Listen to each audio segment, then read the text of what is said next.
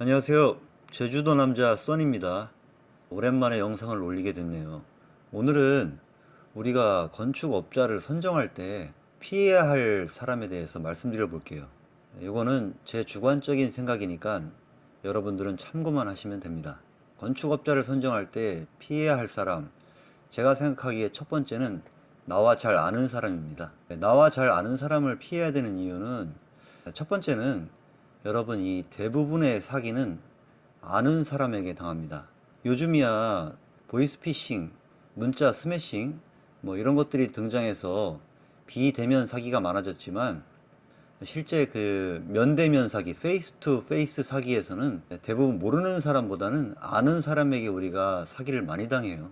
모르는 사람은 우리가 일단은 경계하고 특히 돈에 있어서는 마음을 잘 안 열지만 아는 사람에게는 그렇지 않거든요. 예를 들면 친한 친구가 꼭 갚을 테니까 돈을 빌려달라고 합니다. 근데 빌려달라고 하는 순간에는 금방 갚을 것처럼 얘기하죠. 하지만 빌려주고 나면은 차일 피일 상환을 미룹니다. 돈을 안 갚는 거죠. 나중에 알고 보면 이 사람이 돈을 빌릴 당시에 갚을 능력도 안 됐던 사람이에요. 그래 놓고 당장 돈이 급하니까 꼭 갚는다고 얘기하고 친하니까 빌린 거죠.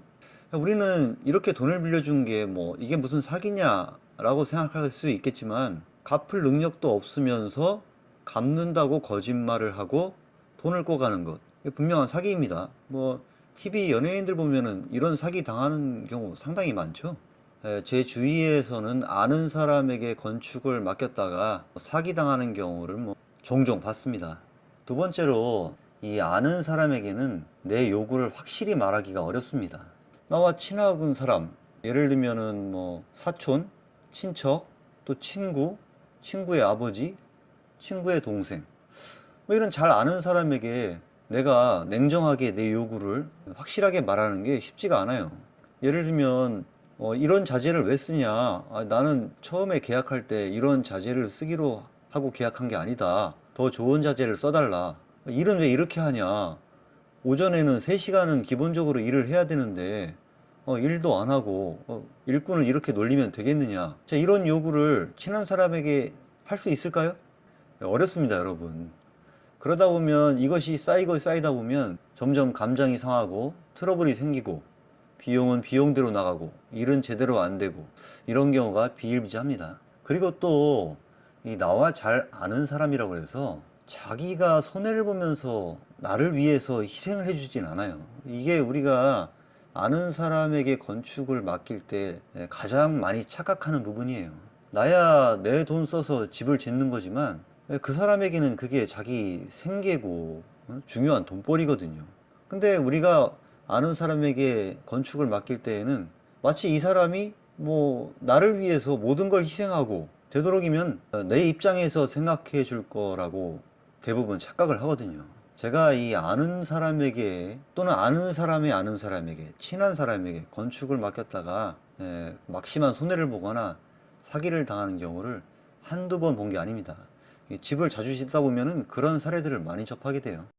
둘째로 건축업자를 선정할 때 피해야 할 사람은요, 말이 자꾸 바뀌는 사람입니다. 전화로 얘기했을 때와 직접 만났을 때 얘기가 달라진다든지, 오늘 얘기했던 게 내일 만나면 얘기가 달라진다든지, 또 아까 얘기한 거와 지금 얘기한 게 말이 금방 바뀐다든지, 이런 식으로 대화를 할 때마다 자꾸 말을 바꾸는 사람, 이런 사람하고는 절대 계약을 하시면 안 됩니다. 쉽게 얘기하면 신뢰성이 떨어지는 사람이죠. 그 다음 세 번째는 현장 목수나 소장이 아니고 상담과 계약만 하는 사람, 이런 사람을 건축업자로 선정하면 안 됩니다. 저는 개인적으로 그렇게 생각해요. 무슨 얘기냐면 내가 한창 상담하고 나의 요구를 받아 적은 사람이 실제로는 현장에서 일을 하는 사람이 아닌 겁니다. 현장 소장은 따로 있는 거죠. 보통은 이 건설 회사가 몸집이 크고 뭐 그러다 보면은 영업을 하는 사람, 계약을 하는 사람, 또 그런 영업과 계약을 받아서 현장 소장을 배정하는 사람, 또 실제 일하는 현장 소장, 이것들이 다 나누어져 있어요. 이게 우리가 언뜻 생각하면은 이 건설 회사가 좀 덩치가 크면은 집을 더 잘 지어주고 뭐 신뢰가 가고 AS도 잘 될 거다. 실제로는 제가 경험해 보니까 그렇지만은 않아요. 그래서 예를 들면은 상담하고 계약할 때는 내가 이런 자재를 이렇게 써야 된다라고 분명히 얘기하고 계약했는데 나중에 집을 짓다 보면 현장 소장이 전혀 엉뚱하게 짓고 있어요. 그럼 내가 가서 얘기를 하죠. 아, 이거 분명히 인슐레이션 등급을 좀 더 높은 등급으로 하기로 했는데 왜 이걸 시공했느냐? 그러면 현장 소장이 말합니다. 저는 들은 바가 없는데요. 원래 저는 이렇게 시공하는데요. 또는 저희 회사는 원래 이걸 시공합니다. 이렇게 말해버려요. 그러면 어떻게 해야 됩니까? 계약한 사람하고 다시 전화해야 되죠. 그런 다음에 다시 또 현장 소장하고 또 싸워야 되고. 뭐 이러다 보면 이게 한두 번도 아니고 이런 것들이 계속 어긋나다 보면요. 건축이 제대로 안 돼요. 내가 원하는 대로. 그래서 저는 현장 소장이 아닌, 현장 목수가 아닌 사람하고는 계약하는 걸 저는 개인적으로 추천하지 않습니다. 그 다음 네 번째는 내가 이해하기 쉽게 설명하지 않고 아는 척만 하는 사람. 이런 사람하고는 건축을 계약을 맺는 걸 저는 반대합니다. 여러분 대부분의 건축주는 건축 전문가가 아니죠. 그래서 내가 집을 지을 때 기초를 다른 데 보니까 이렇게 줄기초를 많이 하던데 내가 보기에는 줄기초가 참 좋을 것 같다. 우리 집도 그렇게 해주면 안 되냐? 그러면은 건축업자가 이런 얘기를 하는 경우가 있습니다.